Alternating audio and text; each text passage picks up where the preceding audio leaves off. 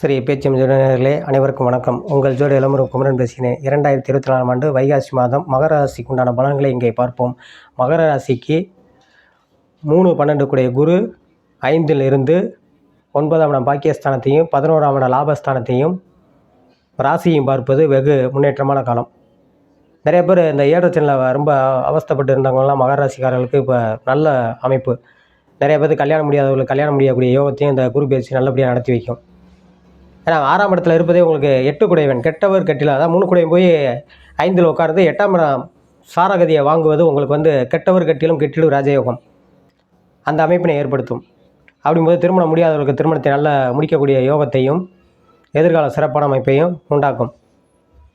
வேலை தேடுவர்களுக்கு வேலை கிடைக்கக்கூடிய யோகத்தையும், அரசு வேலை முயற்சி எடுப்பவர்களுக்கு நல்ல வேலை வாய்ப்பு அமையக்கூடிய இதை ஏற்படுத்தும்.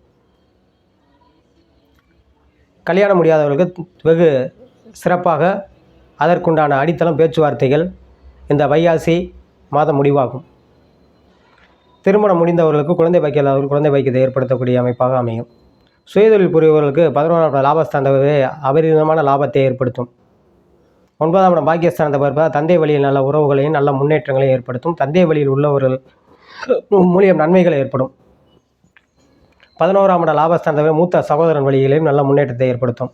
ராசியை பார்ப்பது தாய் வழி உறவுகளில் நல்ல முன்னேற்றங்களையும் எதிர்கால சிறப்பான அமைப்பாக அமையும். மகர ராசிக்காரர்களுக்கு மெடிக்கல் சார்ந்த துறையில் சார்ந்தவர்களுக்கும் ரசாயன சம்பந்தப்பட்ட துறையில் இருப்பவர்களுக்கும் நல்ல வெகு முன்னேற்றத்தை ஏற்படுத்தும். உங்களுக்கு 5 கூடிய 5ல் ஆட்சி பெற போகிறாங்க சுக்கிரன், அது வெகு சிறப்பானது. 9 கூடிய பாக்கியாதிபதியும் 5ல் வரப்போகிறாருங்க, அது நல்ல முன்னேற்றத்தை ஏற்படுத்தும். மெயினாக வியாபாரிகள் சொல்லணும், உணவு சார்ந்த வியாபாரிகள் புறமே நல்லாயிருக்கும். நல்ல முன்னேற்றங்களும் எதிர்கால சிறப்பான அமைப்பாக யோகத்தை ஏற்படுத்தும் இந்த வைகாசி மாதம். நிறைய பேருக்கு ரொம்ப நாள் திருமணம் இழுபறியில் இருந்தவர்கள் கூட இந்த வைகாசி மாதம் அதற்குண்டான முடிவும் பேச்சுவார்த்தையும் நல்லபடியாக முடியும்.